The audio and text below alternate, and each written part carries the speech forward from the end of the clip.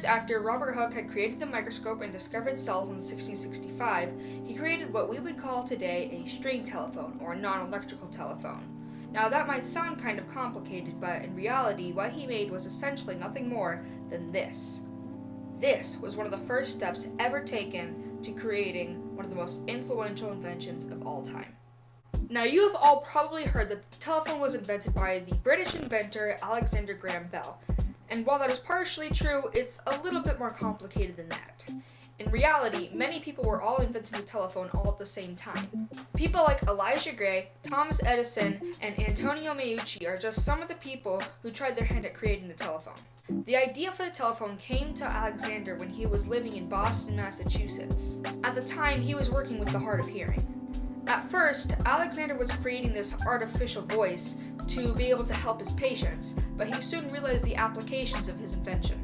He went through much trial and error trying to get a clear sound that would transmit well. The way that a telephone works is that a person speaks into the mouthpiece of the phone and their voice vibrates a diaphragm that pushes up against carbon grains. If you talk louder, the diaphragm vibrates more and thus the carbon grains are pushed closer together.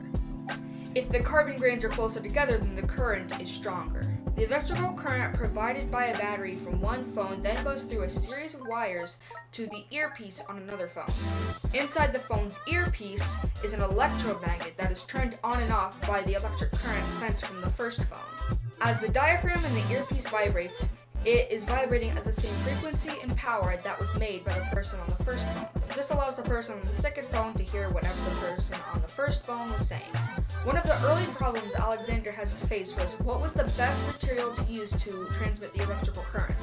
Alexander used liquid at first, but soon realized that carbon grains did a much better job at making a clear sound. The race to create the telephone went on, but the patent for the first ever practical telephone was granted to Alexander Graham Bell on March 7, 1876. On March 10th, 3 days later, the first words ever to be clearly transmitted through a telephone were, "Mr. Watson, come here, I want to see you."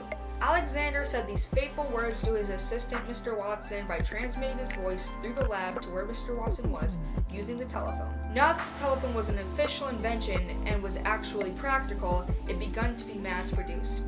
In short, the telephone changed the world. Before the telephone, if you wanted to tell something far away something, it would be days through telegraph, but with the telephone, it was almost instant. Businesses can now reach a much larger audience, and telemarketers were born. And the technological advances made by the telephone have a direct link to the creation of the internet as a whole. That's right, if telephones had not been invented at the time that they had, it is unlikely that you'd be watching this video at all right now.